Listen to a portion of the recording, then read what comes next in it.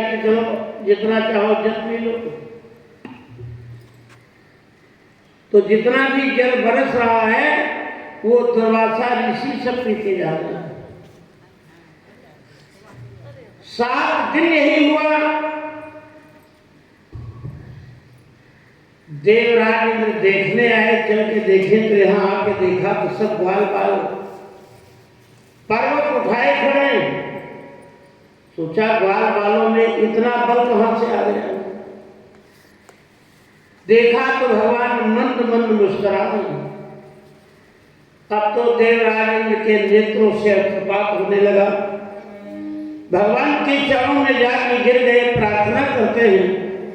आप लोग भी बोले कि नैया लगा दो पार, प्रभु जी मेरी नैया लगा दो पार, नैया लगा दो पार, हरि की मोरी नैया, नैया लगा दो पार, प्रभु जी मेरी नैया लगा दो पार।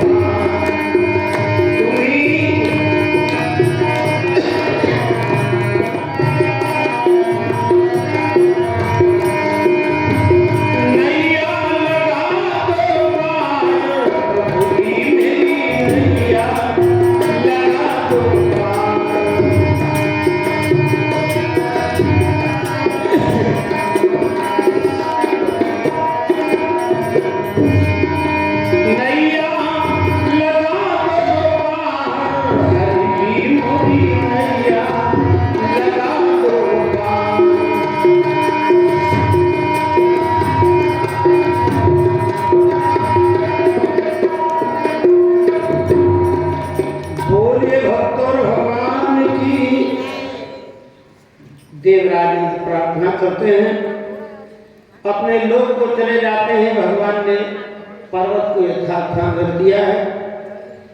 इस तरह भगवान अपनी विविध प्रकार की लीलाएं करते हैं। एक बार ऐसा हुआ कार्तिक की शरद पूर्णिमा है, बड़ी सुंदर चांदनी छिपकी हुई है कि भगवान पिता रात्र शरदोत्फुल्ल मल्लिका विचरन्तु मनश्चक्रे योग माया पावता। कार्तिक की शरद पूर्णिमा है, आज भगवान अपनी बंसी लगाते हैं। भगवान की बंसी की धुन को सुन करके गोपियां भाग खड़ी हुई कि दोहन्त्यो पियेयु कश्चित् दोहम हित्वा समुस्सका।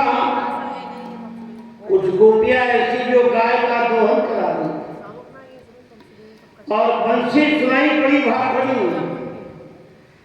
बाय अंत्या शिशुन पया, अपने बच्चों को दूध पिला रही थी, बांसुरी सुनाई पड़ी, बच्चे को वहीं छोड़ दिया, भागती जा रही। लिंपत्या लीप रही थी और जहां बंसी सुनाई पड़ी भाग खड़ी।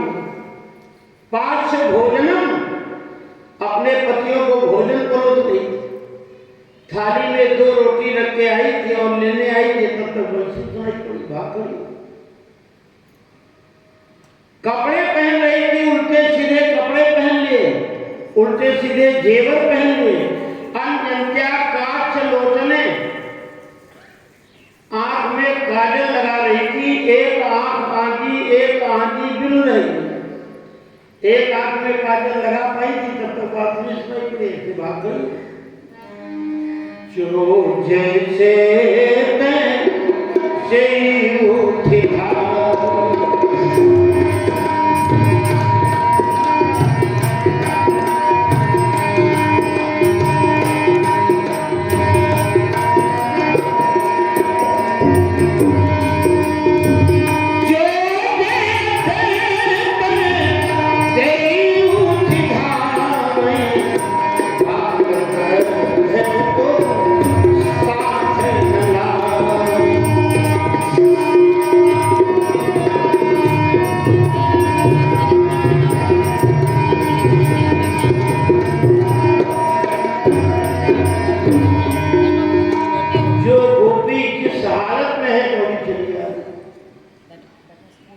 भगवान ने गोपियों को देखा, बोले स्वागतम वो महाभागा प्रियम किम करमाणि वा प्रश्यानामयं कच्चित् ब्रूतागमन कारणम।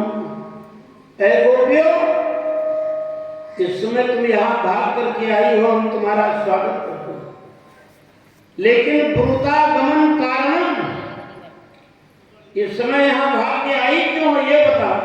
तो गोपियां बता रही कि जग के सब बंधन तोड़ तुम्हें और हम गोप वधू अपना ले चली। जग के सब व्यक्तियों को खिझा के और घनश्याम तुम्हीं को रिझाने चली। तब बांसुरी की मृदुतान सुनी तो मृगीपन मोद मनाने चली। मुख चंद्र को 4 चकोरियों की और निज ध्यान तुम्हीं में लगाने चली। आपकी बंसी की धुन को सुन करके हम लोग आए। घर के लोग पूछते रहे, रोकते रहे, लेकिन हमने किसी की कोई बात नहीं मानी। आपके दर्शन के लिए आई। भगवान बोले तो दर्शन कर लिया तुमने, अब जाओ यहां से। भर्तृ शुश्रूषा स्त्री धर्मो है माया। भगवान उपदेश करते हैं, स्त्री का धर्म है पति की सेवा करना, और अपने पतियों को छोड़ करके आई हुए ठीक नहीं किया। माता पिता पुत्रा, तुम्हारी माता, तुम्हारे पुत्र, तुम्हारे पति, ये सब ढूंढ रहे हैं। जब ये सुना तो गोपियां रो पड़ी, कह रही हैं, बहुत बढ़िया भाव दिया है कवि ने कि पहले लगा प्रेम का पादपहा काटते माधव जा रहे हो। पहले लगा प्रेम का पाद बहा, अब काटते माधव जा रहे हो। और अपनाया कभी जिन्हें प्रेम से था, उन्हें आज ब्रजेश भुला रहे हो। विमलेश सिखाकर धर्म का पाठ, और हमें अब डांट बता रहे हो। उनमें प्रगटा रहे वेदना हो, और इस भांति क्यों नाथ रुला रहे हो। कि यदि काटना ही था अभी तो तुम्हें, यदि काटना ही था अभी तो तुम्हें, तब प्रेम का वृक्ष लगाया ही क्यों। और मन में इतना भय था तुम्हें, तो फिर ये प्रेम का जाल बिछाया ही क्यों। विमलेश सुना सुना के मुरली, और इतना हमको था रिझाया ही क्यों। और इतने यदि शीघ्र बुझा रहे हो, तब प्रेम प्रदीप जलाया ही क्यों। यदि काटना ही था अभी तो तुम्हें, तब प्रेम का वृक्ष लगाया ही क्यों। ये प्रेम रूपी वृक्ष लगाया, और अपने हाथों से उसको काट रहे हो, ठीक नहीं कर रहे हो। और हमको उपदेश कर रहे हो कि अपने पति की सेवा करोगे। हम पढ़ी लिखी नहीं है, लेकिन इतना ज्ञान हमको भी क्या करना चाहिए। बोली जिस धर्म का है उपदेश किया, जिस धर्म का है उपदेश किया, तो हम भी उस धर्म को जानती हैं। लेकिन अब तो बनी प्रेम पुजारणी है, हम प्रेम को धर्म बखानती हैं। तुम्हें छोड़ के सोचो भला किसको, अपना सगा मोहन मानती हैं। पर विमलेश ब्रजेश न कष्ट दोहा, इतना तुमसे हट ठानती हैं। यदि प्रेम के पंथ में आ चुकी, तो फिर पीछे न पैर हटाना पड़े। अपनाती रहे तुमको ही सदा, और किसी अन्य को यूं न रिझाना पड़े। सदा रोऊं या गाऊं तो तेरे लिए, और जग हेतु न आंसू बहाना पड़े। कि विमलेश हमें वरदान दो ये, कि तुम्हें छोड़ कहीं नहीं जाना पड़े। आज जब इस तरह गोपियां कहेंगी, तो भगवान गोपियों का भाव देखकर प्रसन्न हो गए। चलो ठीक है गोपियों, अगर तुम आई गई हो तो चलो अब महाराज करो। ये भगवान ने महाराज किया क्यों? ये तो दुनिया जानती भगवान ने महाराज किया था, गोपियों के साथ में खूब नृत्य किया था। लेकिन ये सब क्यों किया है? एक बार कामदेव जो था, ये नारद जी के पास गया, और नारद जी से बोला कोई दुनिया में इस समय हमसे लड़ने वाला है? नारद बाबा बोले हम तो पहले हार माने बैठे, विष्णुमोही के चक्कर में कितनी गति हो गई। इस समय कोई ऐसा नहीं दिख रहा है जिससे आप युद्ध करो, और अगर है भी तो अभी वो बालक, थोड़ा समय दो, फिर हम आपको सूचना देंगे। और ये घटना नारद जी ने जाके भगवान को बता दी, तो भगवान ने आज का दिन निश्चित कर दिया। कामदेव से कह दो जाके हमें लड़े आके। तो भगवान ने जो महाराज किया है, इसका उद्देश्य केवल है काम को पराजित करना। जितनी गोपियां हैं उतने ही कृष्ण हो गए। एक गोपी एक कृष्ण, एक गोपी एक कृष्ण। और विशेषता यह है कि हर गोपी को अपने पास दिखाई पड़ रही है। जैसे रामायण में पढ़ते हो, जब नारद जी गए हैं बंदर का मुंह लेकर, तो बंदर वाला मुंह सबको नहीं दिखाई पड़ा। रहे तहां दुई रुद्रगण, तेजा नहीं सब भेव, अब विप्रवेश देखत फिर परम तो तुकी देव। शंकर जी के घड़ों को असली रूप दिखाई पड़ा और यह विश्व मोही। बाकी नारद जान सब सुनना, सबको नारद ही दिखाई पड़ रहे। यही तो भगवान की विशेषता है।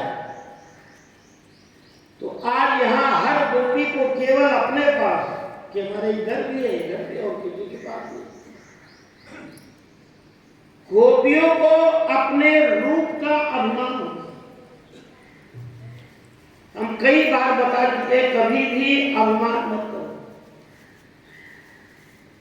अभिमान चाहे धन का हो, चाहे परिवार का हो, चाहे विद्या का हो, अपनी कला का हो, चाहे रूप का हो। भगवान गर्व प्रहारी हरि, ये किसी का अभिमान नहीं रखते। लेकिन आज व्यक्ति को बड़ी जल्दी अभिमान आता, थोड़ा पैसा हो गया, भूखों मर रहे, दोनों समय का भोजन नहीं मिलता, और भगवान की कृपा हो गई, आलिशान कोठी बन गई, 4 पहिया की गाड़ी आ गई। अब बहुत, अब आदमी को आदमी नहीं समझ रहे। रूप है तो रूप का अभिमान, विद्या है तो विद्या का अभिमान, कि मेरे ऐसा कोई विद्वान है ही नहीं।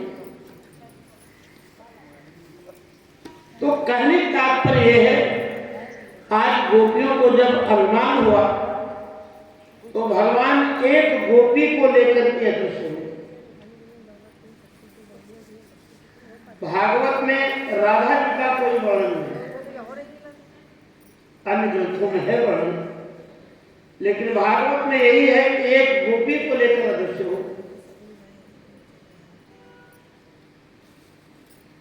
अब ये गोपियां जब भगवान को नहीं पाती है तो सब रोने लगी, चीखने लगी, वृक्षों पे देख रही, झाड़ी में देख रही, इधर उधर भटक रही, रो रही। भगवान जिस गोपी को ले गए थे उसको अभिमान हुआ, हमसे ज्यादा सुंदर कोई था ही नहीं, कहा पैदल हम नहीं चलेंगे, अब ले चलना है तो कंधे पर जाओ। भगवान मुस्कुराए, आओ बैठो। ये बैठने लगी, भगवान अदृश्य हो।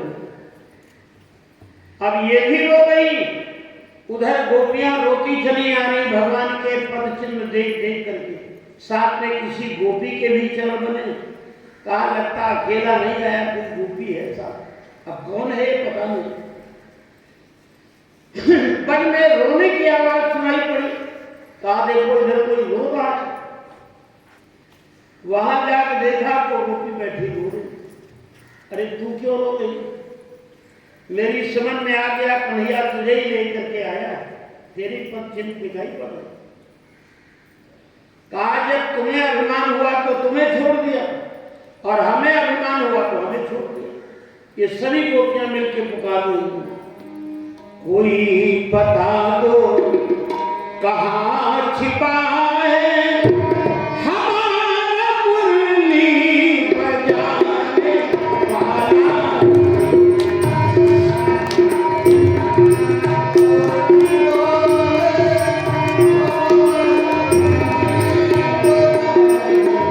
कोई बता दो कहाँ छिपा है हमारा मुरली बजाने वाला।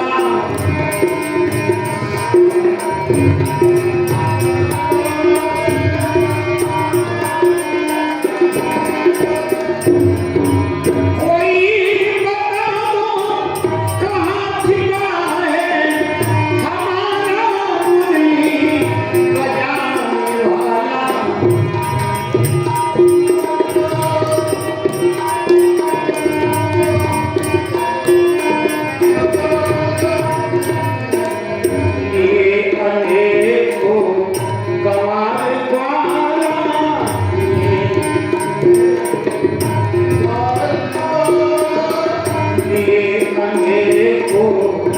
भगवान द्वारा घरों में माखन उड़ाने वाला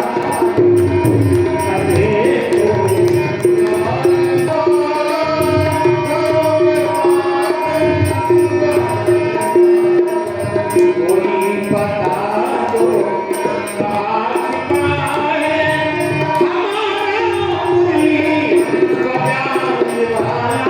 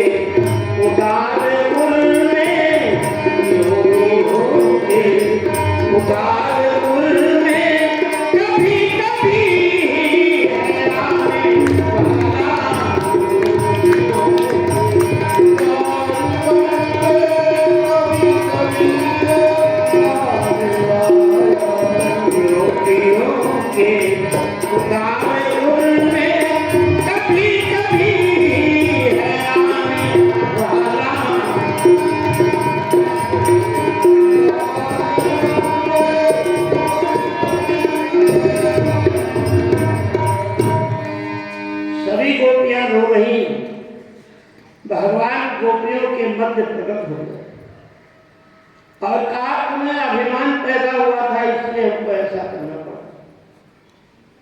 चलो अब महाराज होगा। महाराज की तैयारी हुई। राजसेवरी का पद राधा जी को दिया गया, इनको राजसेवरी कहते हैं। तो राधा जी ने कहा इस महाराज को केवल स्त्रियां देख सकती, कोई पुरुष नहीं है। अब देवियां आ रही, देवता लोग देख रहे। कैलाश पर्वत के ऊपर भगवान शिव आते, देखा मैया पार्वती बहुत श्रृंगार कर रही, ये सब क्या हो रहा है, कहाँ की तैयारी। तो बताया कि आज भगवान महाराज करने जाने, वही देखने जा रहे हैं। भोले बाबा ने कहा ये बड़ी सुंदर लीला होगी, इसका दर्शन हम भी करेंगे, आप क्या करोगे। राधा जी ने मना किया है कोई भी पुरुष नहीं जाए। भोले बाबा ने कहा कोई पुरुष नहीं जाएगा, हम तो जाएंगे, आप कैसे जाओ। कहा वो जो विवाह वाला तुम्हारा लंबा लहंगा है वो मुझे दुल्हन दे दे। लहंगा चुन्नी पहन करके गोपी बन के चले। अगर कोई पूछे तुम कह देना मेरी बहू है। अरे मैया पार्वती ने कहा कि कहीं भेद खुल गया, मुझे कोई नहीं जाने। भोले बाबा लहंगा चुन्नी पहन करके, बढ़िया मांग में सिंदूर डाल करके, बाला पहन लिए, नथ पहन लिए, पायल पहन लिए। वृंदावन अगर आप लोग गए होंगे तो वहां निजबत में बोले वापस दर्शन होता है, वो नारी का बनाए हुए भोले बाबा जो है बैठे। तो आगे आगे पार्वती, पीछे भोले बाबा। गेट पे गोपी जाती, एक गोपी ने पूछा कहां से आई हो, कैलाश पर। भोले बाबा का नंबर आया, तुम कहां से आई हो। अब ये चुपचाप खड़े, कहीं पहचान नहीं। पार्वती ने कहा ये तो मेरी बहू है, इसको क्यों रोक लिया। अरे कहा बहू है तो साथ लेके जा। अब ये साथ बहू गई, बैठ गए। राधा जी ने गोपी को भेजा, देख के आए यहाँ कोई पुरुष तो नहीं आया। पूरा चक्कर लगा के गई, कहा सब स्त्रियां बैठी हूँ। पार्वती के साथ कोई बहू आई नहीं। अब ये नहीं पता गणेश की पता नहीं पड़ा।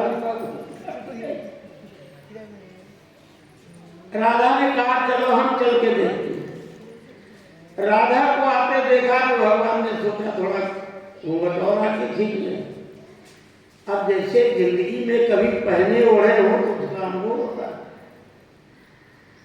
अब ये लिया तो कभी किया नहीं थे, वो जल्दी में गड़बड़ हो गया। और जल्दी में वैसे भी कोई काम करो तो गड़बड़ हो जाता है।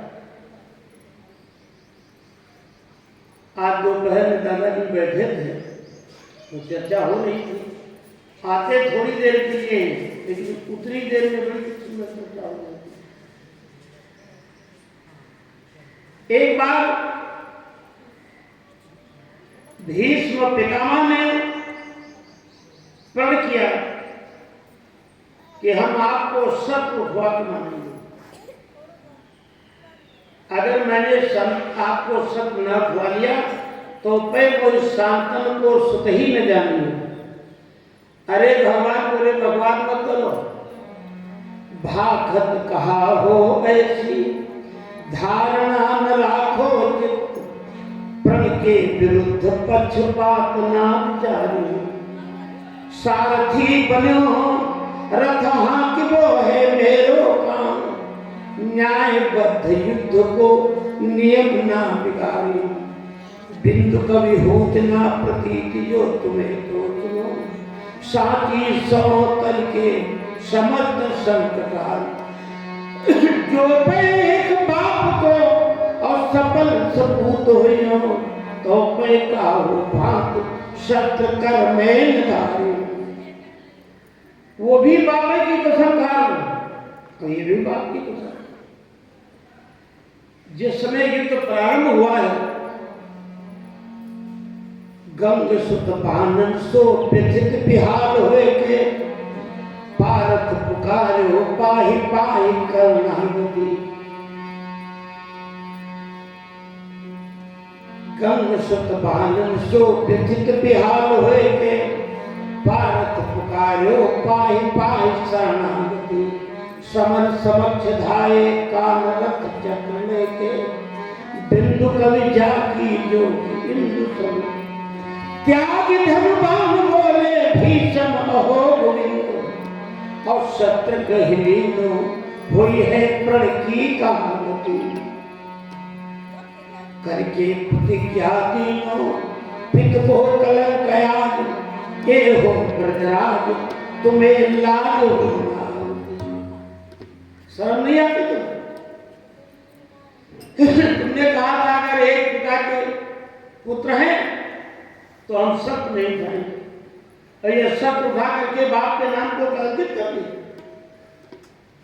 भगवान हंसने लगे। भगवान ने कहा हमें काहे पिला।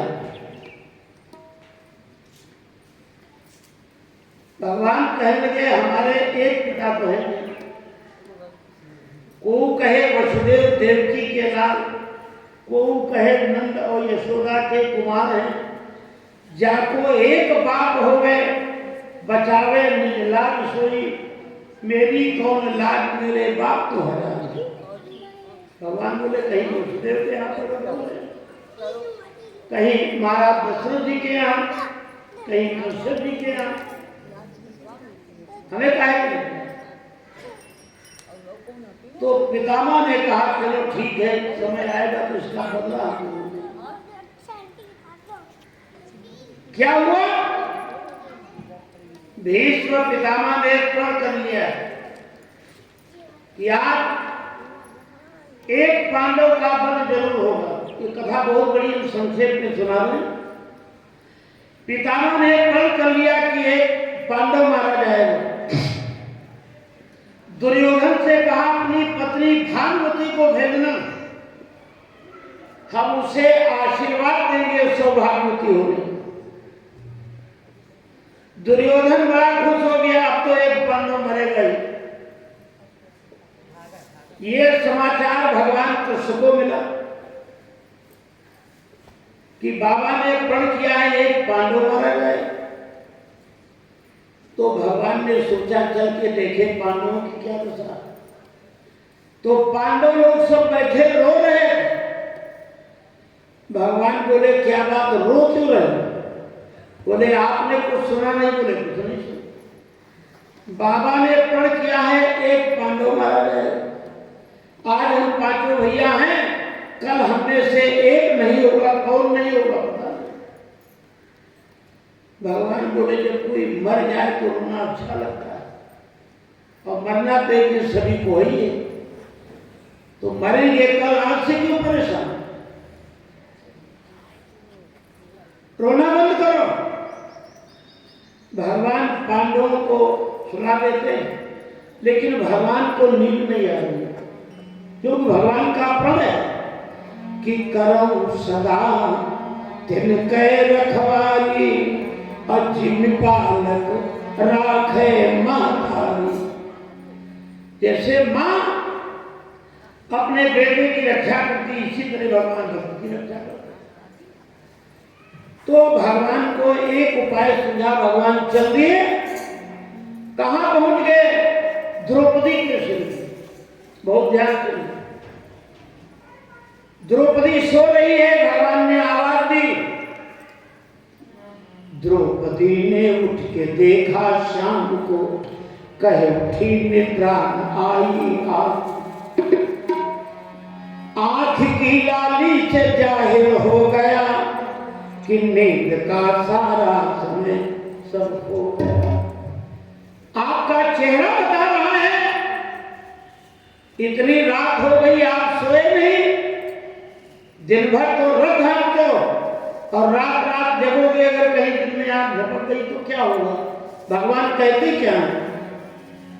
रात भर करवटे हम बदलते रहे, रात भर करवटे हम बदलते रहे, बहन मुझको जरा नींद आई।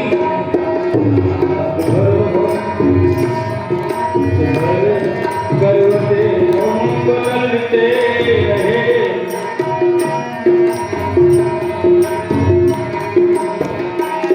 रात भर करवटे हम बदलते रहे, बहन मुझको जरा नींद आई। हम बदलते जरा नींद आई।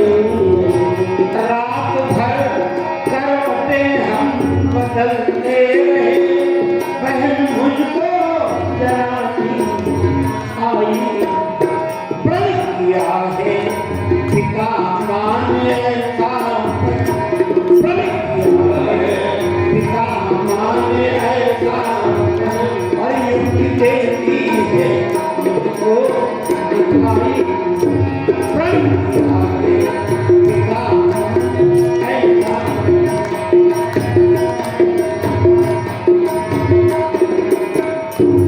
भगवान ने कहा ठीक है, रात भर करवटे बदलते रहे, बड़ा प्रयास किया, एक नींद आ जाए, लेकिन नहीं। क्यों? बाबा ने प्रण किया है कल एक पांडव मारा जाएगा। अरे इतना सुना था कि द्रौपदी रोने लगी, बिलखने लगी। क्या आपके होते हुए और मुझे विधवा होना पड़ेगा?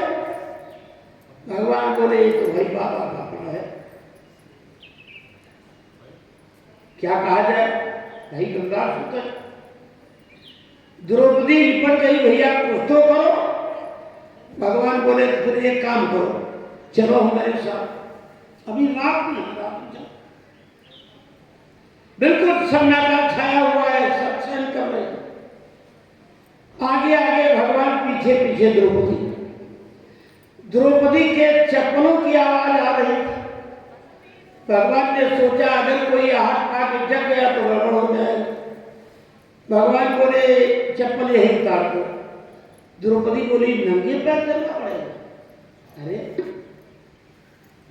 नंगे पैर, अगर पति की रक्षा करनी है तो नंगे पैर चलो। वो भरत जी ने नहीं कहा सिर भर जाओ मुझे आगे आगे भगवान, पीछे पीछे द्रौपदी। द्रौपदी के चप्पल भगवान पीताम्बर में बांध लिए, बगल में दबाया, पहुंच गए। देखा लिखा है भीष्म द्वार, द्रौपदी ने देखा कहाँ गया है, तो बाबा का शिविर है। भगवान बोले चुप रहो, बोलना नहीं, जाओ अंदर बाबा बैठे, इनको प्रणाम करो और जब तक सौभाग्यवती होने का आशीर्वाद न मिल जाए मुंह मत उठाना। खुद तो बाहर ही खड़े रहे, भीतर भेजा पंचाली।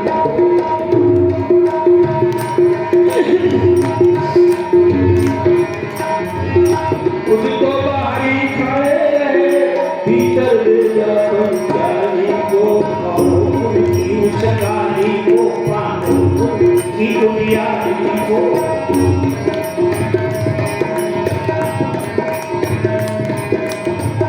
भगवान द्रौपदी को भेजा, प्रातः काल का समय है और भीष्म पितामह का भजन चल रहा है।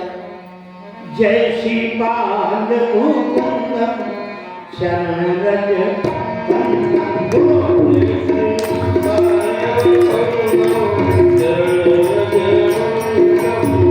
जय श्री बाल मुकुंद शरण रज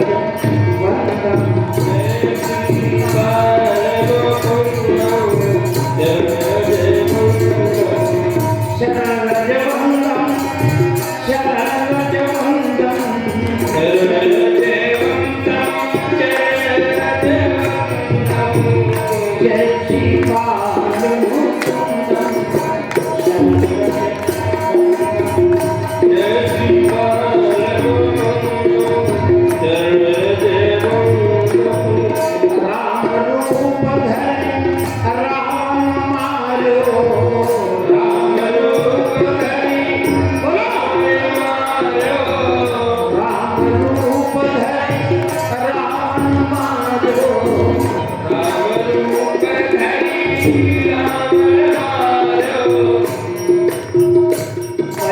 सब लोग थोड़ा थोड़ा खाए लोग।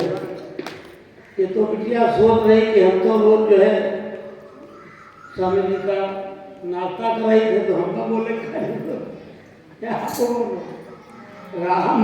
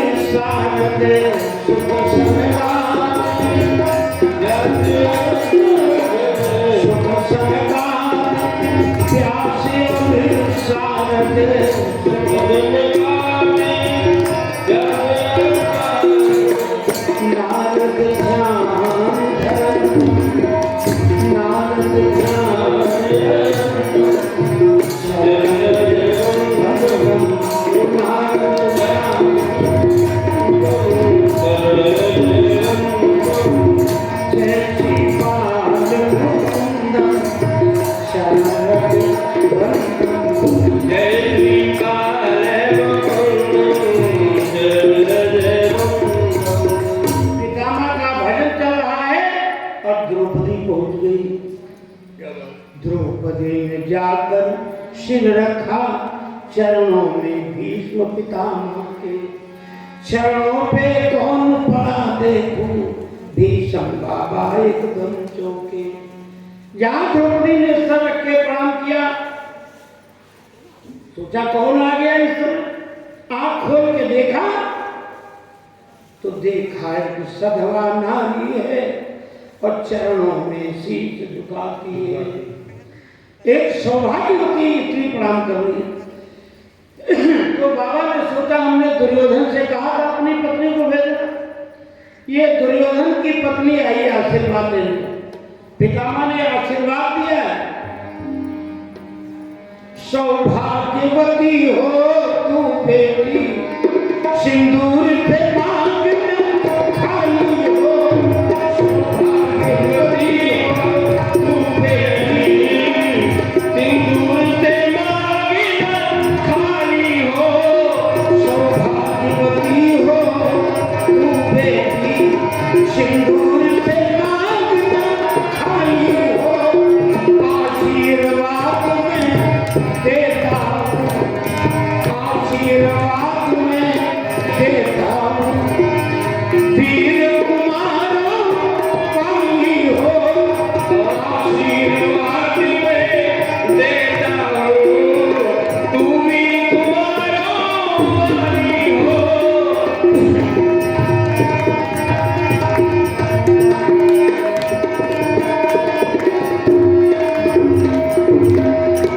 पितामह ने आशीर्वाद दिया, मां का सिंदूर रटो है, सुंदर वीर पुत्रों को जन्म दो। द्रौपदी ने अपना मस्तक उठाया, बाबा क्या बुढ़ापा में झूठ बोलना शुरू कर दिया? पितामह चौंक गए, झूठ बोलना है? हमें तो ऐसे लग रहा, क्या हमने झूठ कहा? कभी आप कुछ कहते हो, कभी कुछ कहते हो। कल आपने कहा एक पांडव मारा जाएगा और आज सौभाग्यवती होने का आशीर्वाद दे रहे हो।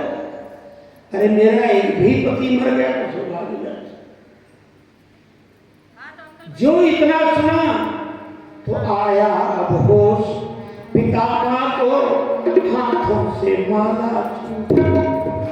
हर चरणों में जो लगी हुई चित चोर समाधि टूट गई। बाबा की माला अलग गिरी, जाके कांपने लगी। ये बेटी, तुम्हारा सौभाग्य अमर रहेगा या हमारी प्रतिज्ञा पूरी होगी, ये तो बात की बात है। पहले बताओ, एक बात ये बताओ, इतनी रात को तुमको यहाँ लाया कौन? कोई नहीं, अकेले तुम नहीं आ सकती। द्रौपदी के मुंह से निकल गया, हमारी एक सखी आई। सखी, भगवान बाहर बैठे सुन रहे थे सखी, तो भगवान सखी बन गए। आधा खुला आधा घूंघट में उघड़ा, आधा खुला आधा घूंघट में उघड़ा, आधा खुला आधा घूंघट में उघड़ा, आधा खुला आधा घूंघट में उघड़ा, आधा खुला घूंघट में उघड़ा, आधा खुला मुखड़ा।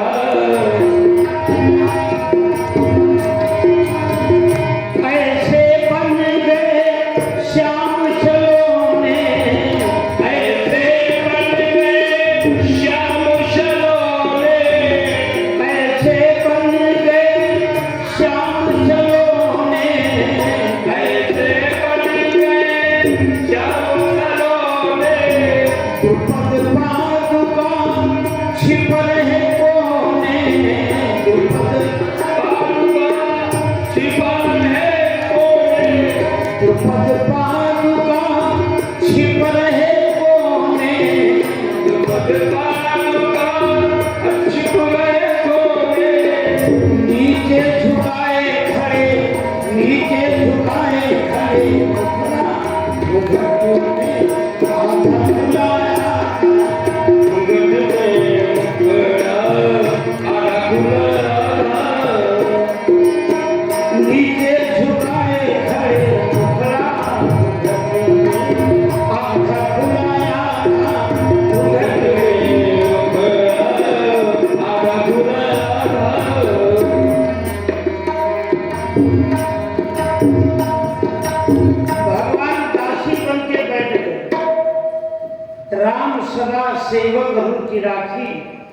वेद पुराण साध सुख साखी। बाबा ने कहा चलो देखें कौन सी दासी आई है। अब द्रौपदी घबराई, मुंह से तो निकल गया दासी आई है, और बाबा देखने जाएंगे तो वहां दासा बैठे मिलेंगे। तो अभी सौभाग्य होने का आशीर्वाद दिया है और श्राप दिया। बाबा चल दिए। भगवान ने आते देखा तो भगवान धर्म संकट में पड़ गए। घूंघट तो बाढ़े। बाबा के आने का मतलब है कि उठ के खड़े हो जाए। कहीं कोई सम्मानित व्यक्ति आता है तो लोग उठ के खड़े हो जाते हैं स्वागत में। तो अगर हम खड़े हो गए तो खाली घूंघट ही घूंघट है, नीचे न पायल है, न बिछिया है, न महावर लगी है, तो यही कहेंगे क्या विधवा बची है क्या? और अगर हम बैठे रहे तो कहेंगे इसको इतनी अकल नहीं, हम खड़े बैठे। तो भगवान ने सोचा थोड़ा उठने का नाटक करो। उठने का नाटक करने लगे। सोचा पीताम्बर थोड़ा आगे और खींचो, और जल्दी में पीताम्बर खींचा तो ये भूल गए इसमें आगे की तरफ। वो सब पैरों पे ढेर हो गया। उठकर देखा जब बाबा ने योगी का दर्शन, उठकर देखा जब बाबा ने योगी का दर्शन आ रहा था। देखा जब बाबा ने योगी का दर्शन आ रहा था। उठकर देखा जब बाबा ने योगी का दर्शन आ रहा था। पीताम्बर का घूंघट डाले खड़ा बांसुरी वाला था। पीताम्बर का घूंघट डाले खड़ा बांसुरी वाला था। बाबा ने जैसे देखा पीताम्बर पैरों पे ढेर, भगवान श्याम सुंदर मंद मंद मुस्कुरा रहे। अरे देख करके पितामह की आंखों से आंसुओं की धार बह गई। कन्हैया कि बूढ़ा होने को आया है, पर गई नहीं अब भी चोरी। नित नई नीतियां चलता है हमसे चोरी। नीतियां चलता है।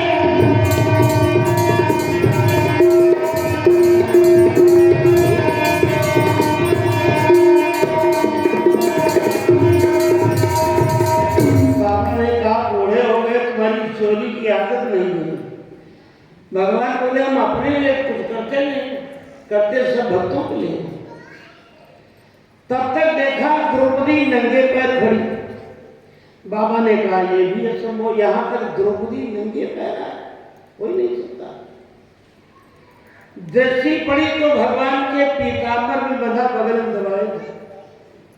कन्हैया ये तेरे बगल में क्या है? अरे भगवान ने सोचा है तो वैसे चली गई और थोड़ी बंधी है, लगता है चली होगी, इसको भी खोलना पड़ेगा। भगवान बोले हमारी बंसी है। बोले बहुत मोटी हो गई बंसी, बंसी मोटा गई। बाबा ने जैसे पीताम्बर का कोना पकड़ के खींचा, द्रौपदी के चप्पल नीचे गिरे। पितामह रोने लगे, कहा कन्हैया धन्य हो, हम ये नहीं जानते थे तुम भक्तों के चप्पल भी धोते हो। अरे भगवान बोले ये तो चप्पलें ही होता है, भक्त के लिए हम सुअर बने। अच्छा किसी आदमी से कहते देखो सुअर कहीं समाचार मानते हैं। भक्त के लिए हम बारह बने, भक्त के लिए मछली बने, नरसिंह बने। हम जो भी करते हैं भक्तों के लिए करते हैं। अंत में बाबा ने आशीर्वाद दिया है, सौभाग्यवती हो बेटी, सिंदूर से मांग खाली हो, आशीर्वाद में देता हूं। सौभाग्यवती होने का आशीर्वाद देता। तो कहने का तात्पर्य यह है, जैसे वहां पर भगवान पीताम्बर का घूंघट काढ़े और पोल खुल, तो भोले बाबा सोच रहे कहीं आज वही हमारी नौबत ना आ जाए। तो राधा जब पास में आ गई तो भोले बाबा ने पकड़ के घूंघट आवला के खींचा, और जैसे घूंघट खींचा तो सब पैरों पे ढेर हो गया, सब लगे फूंका में बड़ी बड़ी जगह। ये देख के गोपियां सब हंस पड़ी। राधा बोली ये गणेश की दुल्हन है कि घराना की? बेचारी क्या बता रहे। भोले बाबा ने सोचा आप तो हो गई बेइज्जती। एक बार पति की बेइज्जती हुई कि शरीर त्यागना पड़ा था, आप देखो क्या होता। भगवान कृष्ण ने कहा कोई कुछ नहीं कहे, ये प्रलयंकर है, अगर इनका अपमान हुआ तो अभी प्रलय मचा देंगे, और बिना इनके ये रासलीला हो नहीं सकती। भाई विद्यार्थियों की परीक्षा होती है, भाई ये तो विद्यालय है, तो विद्यार्थियों की परीक्षा कौन लेता है? कोई योग्य आदमी लेगा या कोई घाट छोड़ने वाला है वो लेगा? भगवान शिव है कामान, तो काम की परीक्षा वही तो ले सकते, स्वाभाविक की तो ले सकता है। भोले बाबा को बीचों बीच रास मंडल में बैठाया, जितनी गोपियां हैं उतने कृष्ण हो गए, लगे नृत्य करने। और ये एक दो दिन नहीं हुआ, 6 महीने की रात्रि हो गई। जैसे रामायण में पढ़ते हो कि मास दिवस का दिवस भाग, मरम न जाने कोई, रथ समेत रवि था क्यों, निशा कवन बिगड़ो। जब भगवान राम का जन्म अवध में हुआ है तो 1 महीने का दिन हो गया, रात भर में नहीं की, और ये भेद कोई नहीं जान पाया। इसी तरह 6 महीने की रात्रि हो गई, किसी को पता नहीं।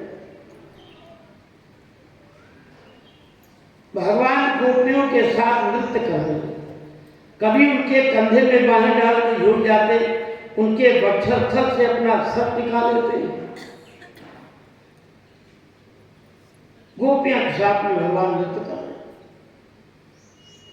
कामदेव आया, भगवान के चरणों में लौट गया, महाराज हम अपनी हार स्वीकार करते। भगवान ने महाराज के माध्यम से ये शिक्षा दी, अगर आपके अंदर आसक्ति नहीं है तो गृहस्थी में रहते हुए भी आप भजन साधना कर सकते हो। और अगर तुम्हारा मन एकाग्र नहीं है तो तुम चाहे काशी में बैठो जाए, चाहे वृंदावन जाओ, चाहे जाओ, अपने मन पर जिसने विजय पा ली है समझ लो वही त्याग क्या है। किसी ने वस्त्र का त्याग कर दिया, किसी ने अन्न का त्याग किया। वास्तविक त्याग यह है अपने दूषित विचारों का त्याग करो। ये हमारे आपके अंदर जो काम क्रोध लोभ भरा है इसका त्याग करो। तो जिसका त्याग होना चाहिए वो नहीं त्याग पा रहे, साथ घर त्याग हो गए, अब घर नहीं जाएंगे। ये त्याग नहीं, जो विशेष प्रिय वस्तु है आपको और उसका त्याग करो। हमने बताया था करीब 20 वर्ष हो गए हम इतना पान खाते थे, कथा कहते रहते हो, सुपारी कट जाती, पान लगा के हम खा भी लेते और कोई जान भी नहीं पाता। लेकिन आज 20 वर्ष हो गए कतई हम छूते नहीं पान, लौंग इलायची तक नहीं खाते। प्रारंभ में थोड़ा बहुत भांग भी खा लेते तो वो भी छूट गए। तो हम असली त्याग यही मानते हैं कि अपने दूषित कर्म जो है उनको त्यागो, अपने दूषित विचारों को त्यागो। और अगर वो नहीं त्याग पा रहे हो तो तुम्हारा त्याग व्यर्थ। भगवान इतनी गोपियों, एक बार एक व्यक्ति मिला तो बताया हम तो गया नहीं गए थे। तो हमने कहा गया में कोई फल छोड़ा जाता है, तो आपने क्या छोड़ा? तो हंसा, बोला हम अखरोट छोड़ गए। तो हमने कहा होता कैसा काला नहीं बनाइए, नामे सुनते थे तो काला नहीं, ये क्या? त्याग वो है जो प्रिय वस्तु है आपको, जिसके बिना एक क्षण रह नहीं सकते, और उसका त्याग करो तब तो त्याग करो। वो कद्दू अच्छा नहीं लगता, बोले हमने इसी को छोड़ दिया, वो पहले छूटा हुआ क्या है? भगवान इतनी गोपियों के मध्य रहते हुए और इनके अंदर किसी प्रकार का कोई विकार नहीं आया। भगवान शिव ने भगवान कृष्ण का तिलक किया और योगेश्वर की उपाधि प्रदान की। बोलिए योगेश्वर भगवान की, भक्त और भगवान की। आगे वर्णन आएगा। भगवान के 16,108 विवाह हुए, 8 पटरानियां हैं, सबके 10-10 पुत्र थे। एक बार दुर्वासा ऋषि आए, यमुना जी के ऊपर बैठे। भगवान कृष्ण को सूचना मिली तो यमुना पार करके गए, दुर्वासा का सम्मान किया। रुक्मिणी, जामवती, सत्यभामा पूछने लगी आप कहाँ गए थे? वो दुर्वासा ऋषि आए, तो अगर आपकी आज्ञा हो तो हम भी दर्शन करें। करिए। तो ये तरह तरह के पकवान मिष्ठान सब लेकर चली जब, तो कहने लगी महाराज जा तो रही है, लेकिन वहां जाएंगी कैसे? क्योंकि यमुना पार करनी पड़े, वहां कोई नाव वगैरह तो है नहीं। तो भगवान ने कहा जाओ, यमुना जी से हाथ जोड़ के कह देना अगर मेरा पति कृष्ण बाल ब्रह्मचारी है तो हमको मार्ग दे दो। सत्यभामा हंसने लगी, अच्छा बाल ब्रह्मचारी, ये सबके निर्दोष लड़का है, तो बाल ब्रह्मचारी ये गई और यमुना महारानी के हाथ जोड़े कहा है यमुना मैया अगर मेरा पति बाल ब्रह्मचारी है तो मार्ग दे दो। यमुना जी सुन गई, बड़ा आश्चर्य हुआ। वहां गई, दुर्वासा ऋषि को नाना प्रकार के पदार्थ खिलाए, जबकि दुर्वासा ऋषि खाली दूध खाते थे, इसीलिए नाम दुर्वासा था। तो कहने लगी महाराज अब ये बताओ हम जाएंगे कैसे? उधर से कैसे आई हो? हमने यमुना महारानी से कहा अगर मेरा पति बाल ब्रह्मचारी है मार्ग दे दो, तो यमुना जी सुन गई। जाओ यमुना जी से कह देना दुर्वासा ऋषि ने जीवन में अगर दूध के अलावा कुछ न खाया हो तो हमको मार्ग दे दो। तो रुक्मिणी कहने लगी होश में हो कि नहीं? अभी इतने पकवान, बढ़िया मिठाई, बढ़िया छेड़ों ने बना के खाए बैठे, वो कह रहे धूप के अलावा का तुम कह देते। अब वो जो आई हाथ जोड़ के बोली है यमुना महारानी अगर दुर्वासा ऋषि ने जीवन में धूप के अलावा कुछ न खाया हो तो हमको मार्ग दे दो। अब ये रास्ते भर यही बकवास करती आ रही, भगवान के पास नहीं। भगवान बोले क्या काना खुशी हो रही है? काना खुशी क्या हुआ? इतने पदार्थ हम बना के ले गई थी, अपने हाथों से दुर्वासा ऋषि को खिलाया हमने, और दुर्वासा ऋषि कहने लगे जाओ कह देना यमुना जी से अगर धूप के अलावा कुछ ना खाया हो तो मार दे दो। भगवान हंसने लगे, बोले यही तो विशेषता है, यही मैं, तुमने पकवान खिलाए हैं लेकिन जब वो ग्रास मुंह में उनके जाता तो डूब ही हो जाती। तो भगवान की 16,108 पत्नियां होते हुए भी और भगवान योगी। कभी आपने सोचा है भगवान मोर का पंख क्यों लगाते हैं? कोई पैसे की कमी थी, बढ़िया सोने का महल, वो मुकुट बनवा लेते। मोर का मुकुट क्यों? ये मयूर जो है ये ब्रह्मचारी है, ये कभी मैथुन नहीं करता। फिर अंडे बच्चे कहां से आते हैं?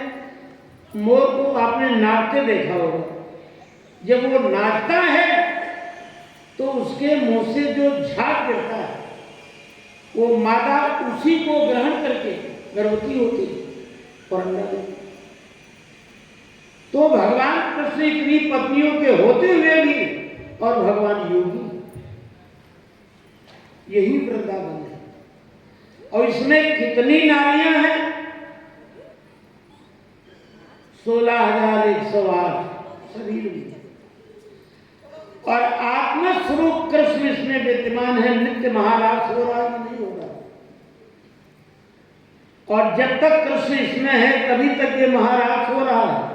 और जहां कृष्ण का पैर रुका, आत्मा हटी यहां से, तो ये सब नारियां शांत हो जाती हैं कि नहीं? तो ये महाराज साधारण महाराज नहीं है, ये जीवात्मा और परमात्मा का मिलन है। ये जीवात्मा ही गोपी है और परमात्मा है कृष्ण। ईश्वर जीवा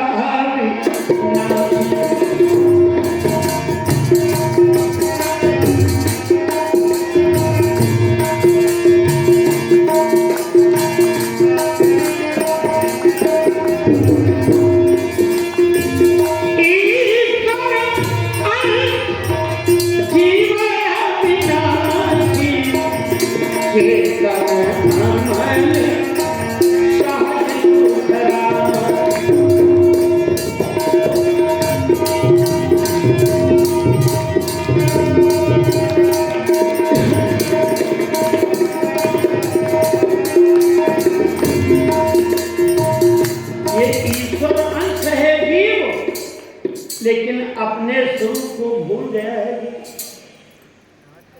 भागवत में ही एक कथा आती है पंचम स्कंद में। नारद जी ने राजा प्राचीन वर को सुनाई। आसीत पुरंजनो नामो राजा राजन ब्रह्म तत्से विख्यात। एक राजा है पुरंजन और उसका मित्र है विज्ञान सखा। ये कथा बड़ी है, संकेत कर रही है। और उसका मित्र है विज्ञान सखा। एक बार राजा पुरंजन अपने मित्र से बोला, मित्र हमारी इच्छा थोड़ा संसार का भ्रमण करें। तो मित्र ने रोको, समझाया, जाओ मत कहीं, नहीं माने। ये राजा पुरंजन जब भ्रमण करने आया तो इसको एक नगर दिखाई पड़ा जिसमें 10 दरवाजे थे। 5 फन का सांप बैठा। ये 10 दरवाजे का नगर क्या है? ये 5 फन का सांप क्या है? पंच प्राण, प्राण अपान ज्ञान दान समान। 11 नौकर सेवा में लगे। ये 11 नौकर कौन है? 5 ज्ञानेंद्रियां, 5 कर्मेंद्रियां, 11 मन। और बड़ी सुंदर एक स्त्री श्रृंगार किए हुए खड़ी।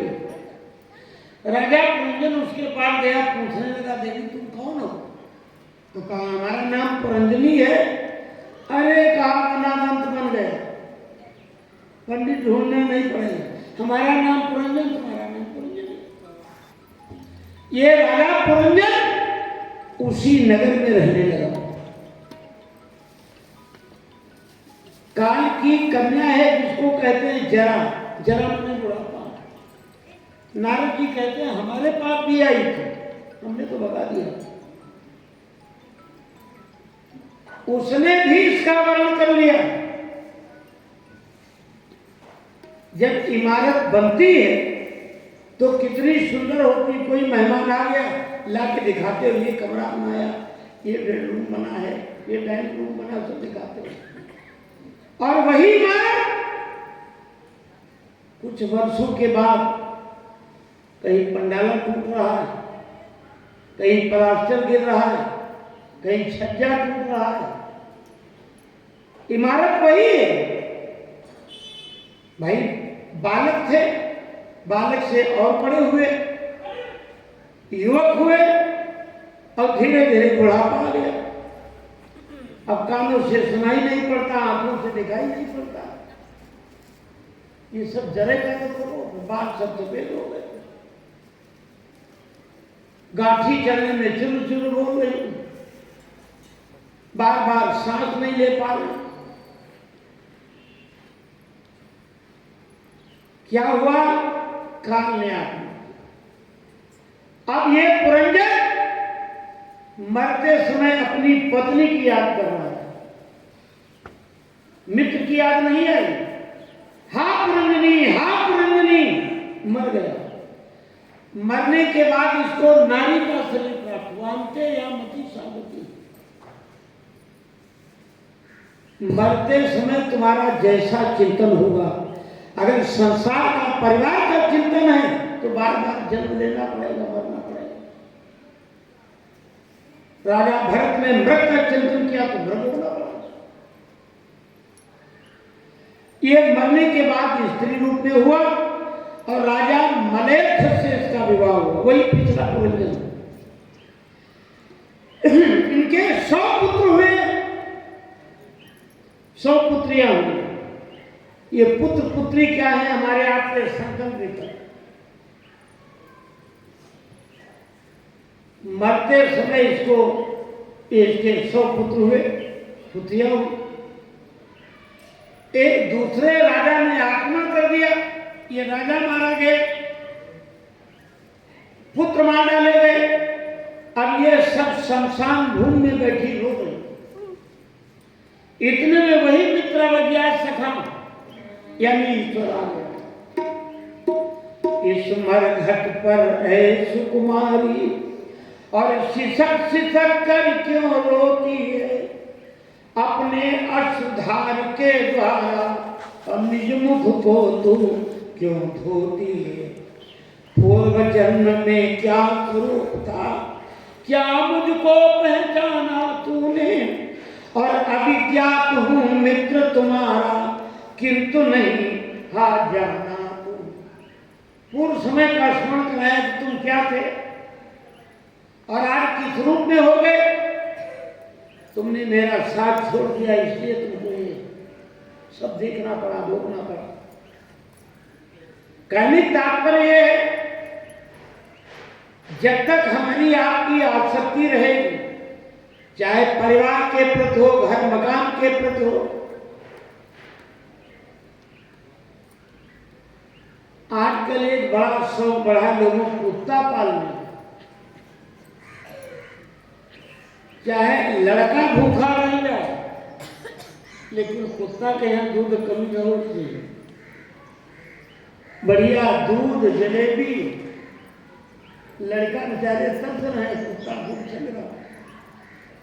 तो हम तो जानते कोई पूर्व में संत के संस्कार अच्छे रहे कि कुत्ता का शरीर जरूर मिला है, लेकिन बढ़िया माल का नहीं खा रहा है।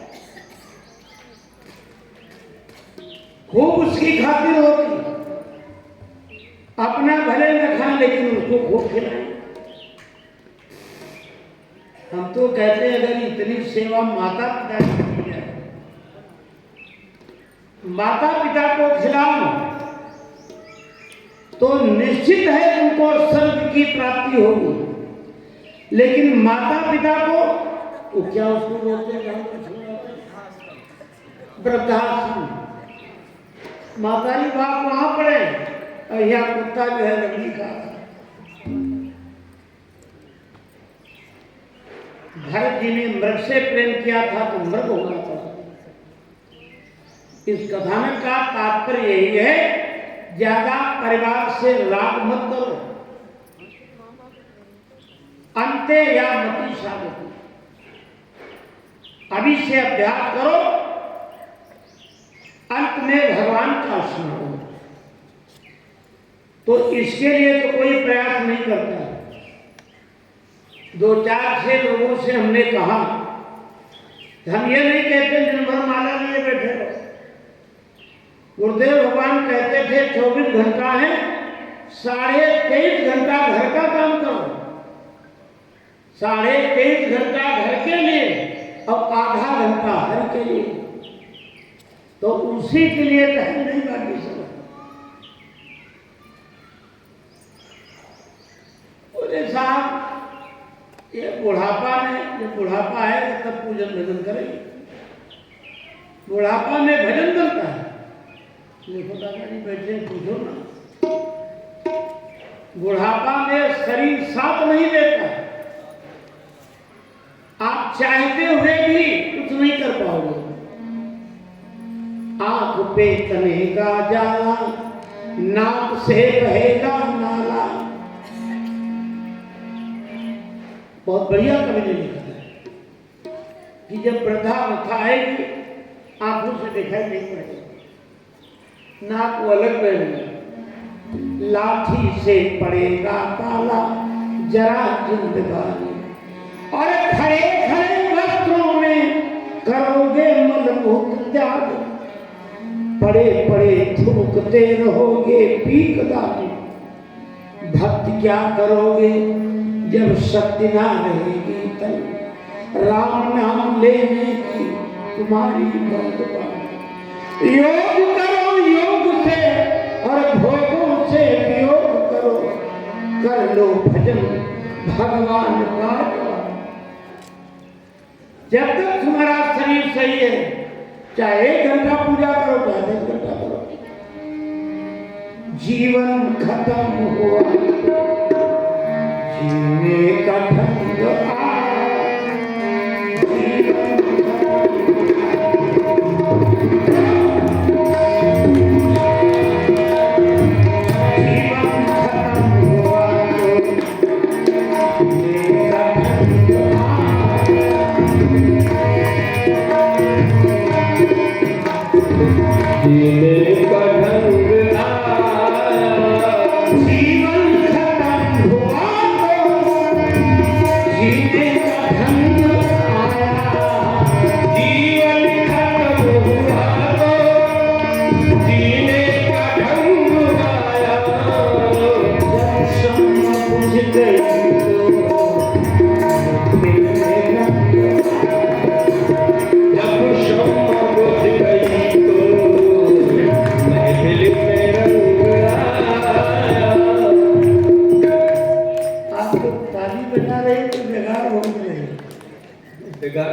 नहीं, आप समझ रहे हैं।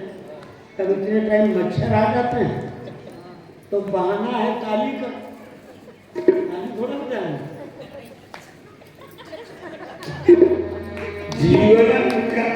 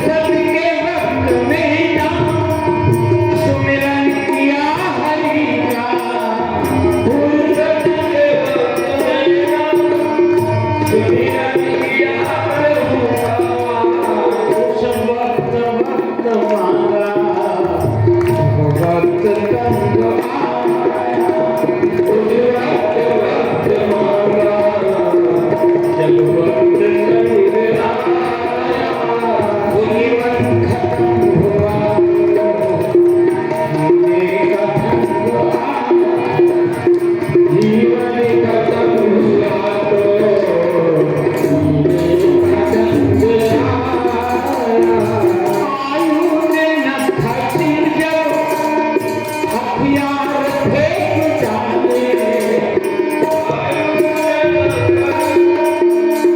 हथियार फेंक डाले, आयु ने लखा सिंह जब हथियार फेंक डाले, हथियार फेंक डाले, यमराज फौज लेकर को जंग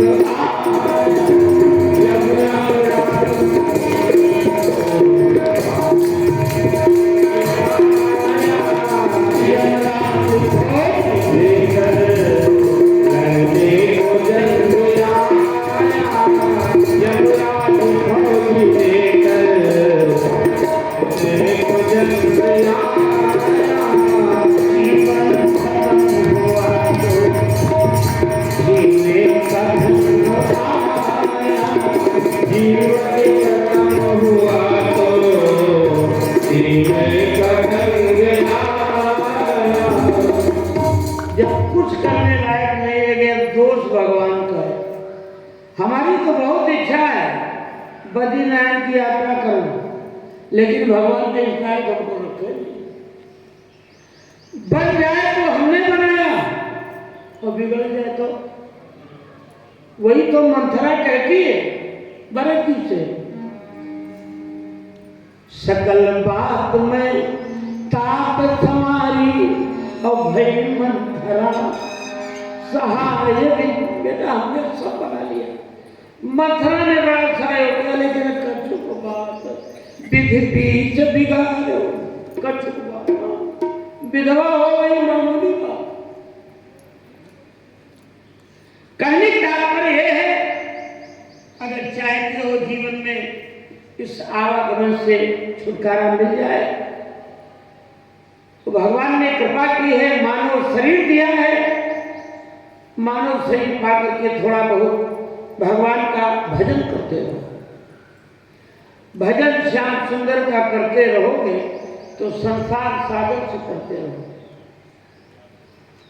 महाराज का तेज सुनाया है, राजा कंस ने अरिष्टासुर को भेजा कृष्ण को मारने के लिए, उसका वध किया।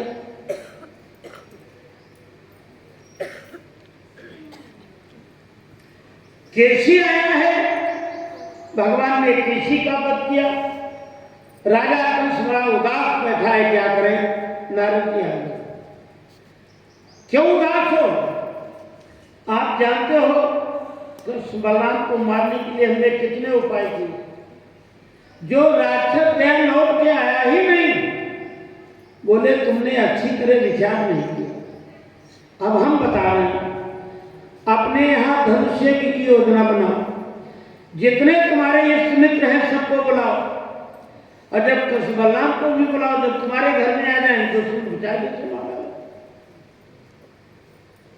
भाई शत्रु को मारने में जब अपने घर में हो, आजकल पेपर में भी आप देखो और मोबाइल में देखो, ये घटना बहुत जोरों से आ रही। और सौरभ नाम का लड़का जो है, उसकी पत्नी ने उसके शरीर के 15 टुकड़े करके और ड्रम में रख करके ऊपर से सीमेंट का घोल करा दिया। क्या है? जब जीवन में कभी अच्छे लोगों के पास बैठोगे नहीं, अच्छी बातें सुनोगे नहीं, सीखोगे नहीं, तो होगा। इसीलिए कहा जाता है अच्छे लोगों के पास बैठो। ये तुम्हारे अंदर जो दूषित विचार उठते हैं, ये सब नष्ट हो जाए। नारद जी समझा के चले गए। राजा कंस ने धनुष्य का आयोजन किया। मात्र 2 दिन का समय बचा। अक्रूर जी को भेजा, कृष्ण बलराम को लिया। अक्रूरो पिचताम रात्र मधुपुरिया महामती, उसी द्वारथ मान खाए प्रयोग। आज रात में अक्रूर जी को नींद नहीं आई, करवटें बदलते रहे। सवेरे हुआ, स्नान किया, पूजन किया, रथ तैयार किया, चल दिए। मानो घनश्याम की मधुर ध्वनि सुनने को,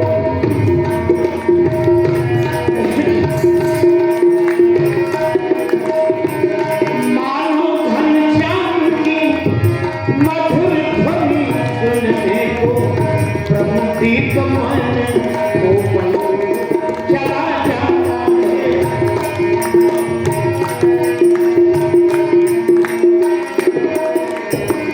आज प्रजवान साथ समाज नृत्य होंगे, सही दूर चला जाता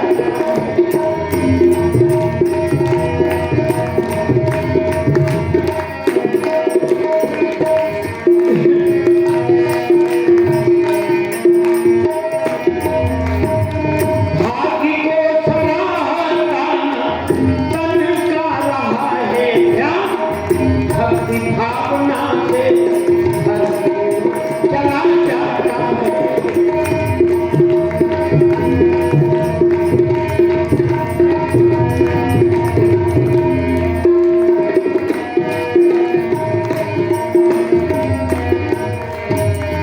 जीवन के सर्व क्लेश दूर करने के लिए विमलेश ब्रज को अक्रूर चला जाता है।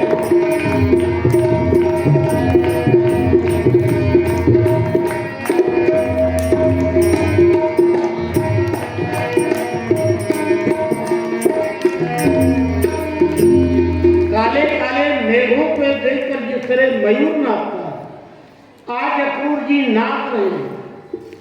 ये मेरा परम सौभाग्य है कि राजा कृष्ण ने हमें आज्ञा दी। धन्य हुआ क्षणभंगुर शरीर मेरा, आज मैं मिलूंगा ब्रज बिपिन बिहारी।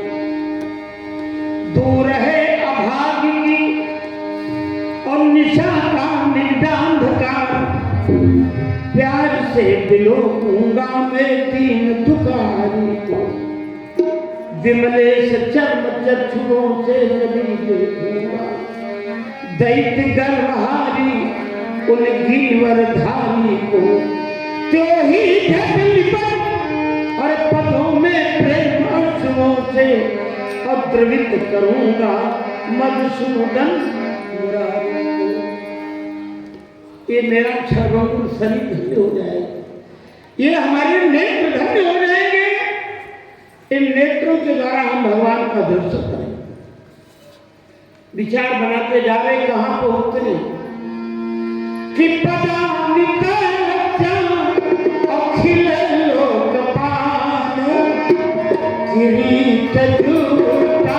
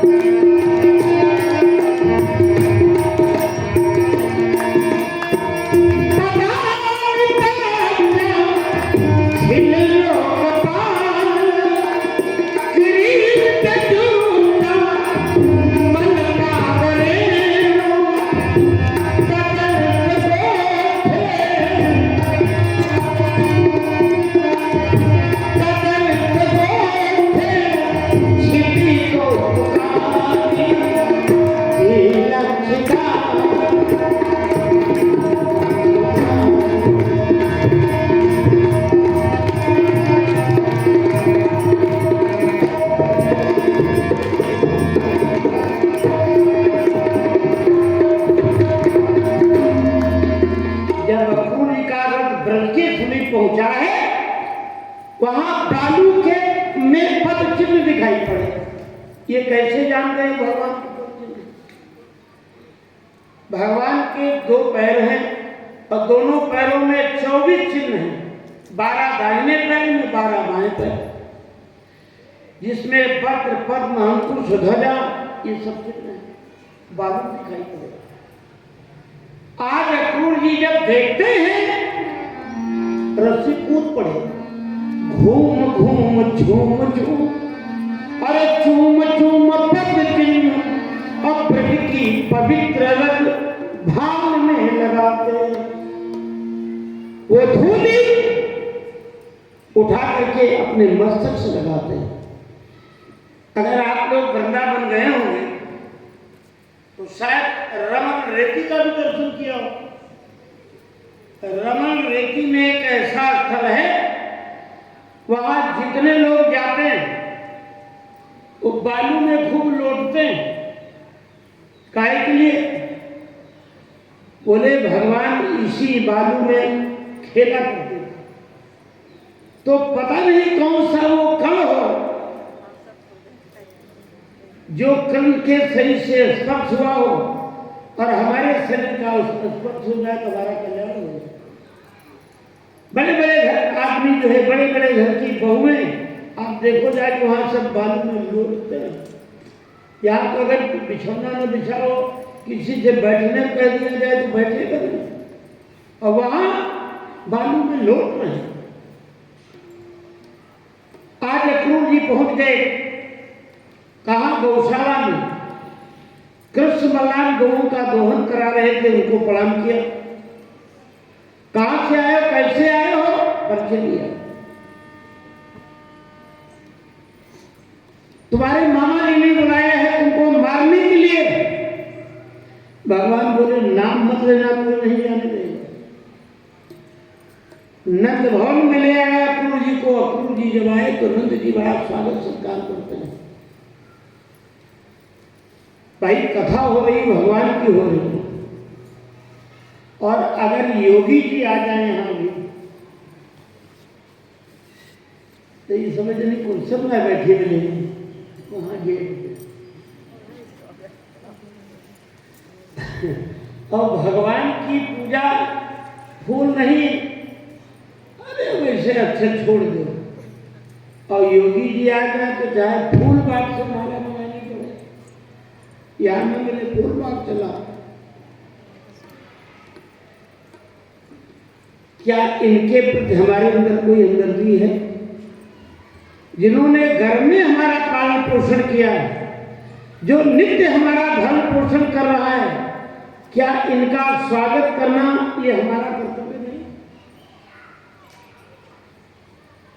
गोपियों ने भगवान का स्वागत किया। भगवान गोपियों के घर जाते रहे कि नहीं जाते रहे? अब भगवान किस रूप में आ जाए, कैसे आ जाए, यही तो जानना कठिन है। सोई जानई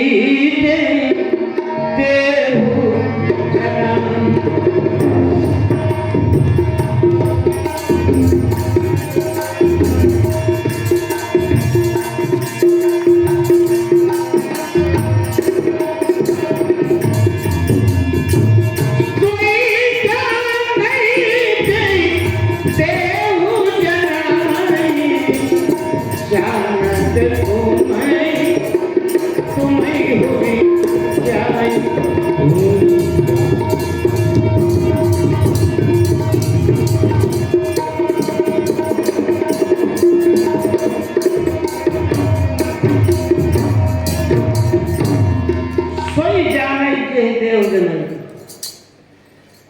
आज दोपहर में दादा की कथा सुना रहे थे। दुर्योधन ने भगवान कृष्ण से कहा तुम सबके घर जाते हो, हमारे घर नहीं आते हो।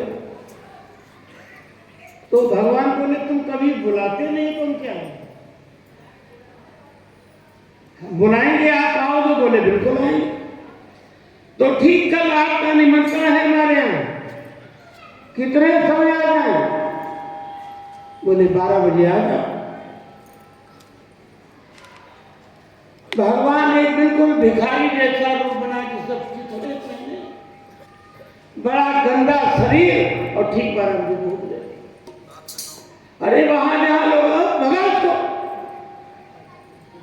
अभी मेहमान लोग, अतिथि लोग खा नहीं पाए, सब मांगते भगा दिया। भगवान चले आए। अगले दिन दुर्योधन मिला। हम तो कहते हैं अगर जैसे दादा है इन लोगों के साथ मिल जाए तो बड़ी कथा है और मजबूत हो जाए। आज सबसे बड़ी कमी है। आदमी 2-4 चौपाइयां रट लेता है, जानता है हम बहुत बड़ी कथा करते हैं। जिंदगी भर सीखो, कभी पूर्ण हो ही नहीं सकते। आज व्यक्ति कुछ सीखना चाहते नहीं, तो जानता हम खुदे